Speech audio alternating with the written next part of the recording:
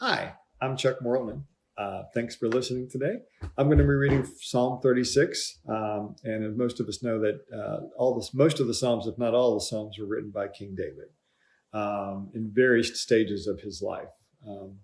So, starting how I planned on approaching this is in two or three different sections to sort of stop and pause and reflect a little bit because this is a relatively complex passage.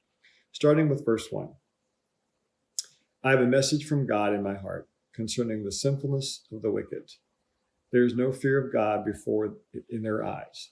In their own eyes, they flatter themselves, too much to detect or hate their sin. The words of their mouths are wicked and deceitful. They fail to act wisely or do good. Even on their beds, they plot evil. They commit themselves to a sinful course and do not reject what is wrong. What I find interesting there is we see so much of that today from the corrupt politicians that exist, not only in the United States, but all over the world. Business people that are corrupt, that take advantage of people through various means. And so what David is getting to, 2,000 years ago, really is still applicable today, even maybe even much more so. So to continue on, starting in verse 5, your love, Lord, reaches to the heavens, your faithfulness to the skies. Your righteousness is like the highest mountains, your justice like the great deep. You, Lord, preserve both people and animals. I love that verse. How priceless is your unfailing love, O God. Please take refuge in the shadow of your wings. They feast on the abundance of your house. You give them drink from the river of your delights. For with you is the fountain of life. In your light, we see light.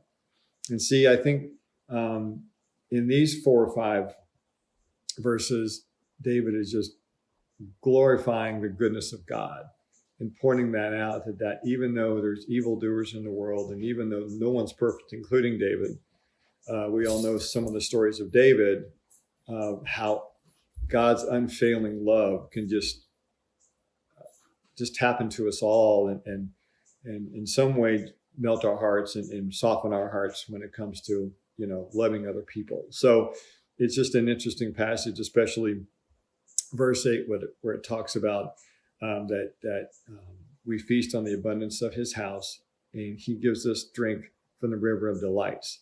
And so that means his blessings are innumerable, and to know that exists is just comforting to me. So in continuation, conclusion here, starting in verse 10, continue your love to those who know you, your righteousness to the upright in heart. May the foot of the proud not come against me, nor the hand of the wicked drive me away. See how the evildoers lie fallen, throw down, not able to rise. And this is just David's continuation of his praise of God.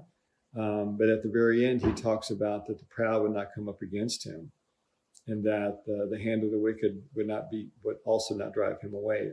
I'm surmising here that he was probably getting ready to head into battle, and that God would protect him from that. And so I think this is a fairly complex passage. It starts out with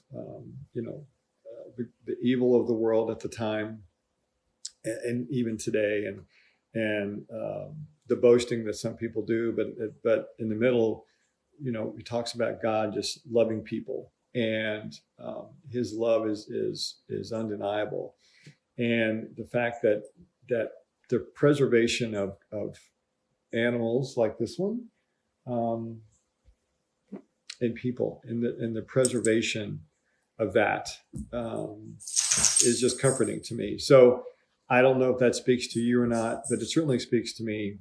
And it's very comforting. This whole complex story here just speaks volumes to me. So thanks for listening. I hope you all have a great day, and we'll see you next time.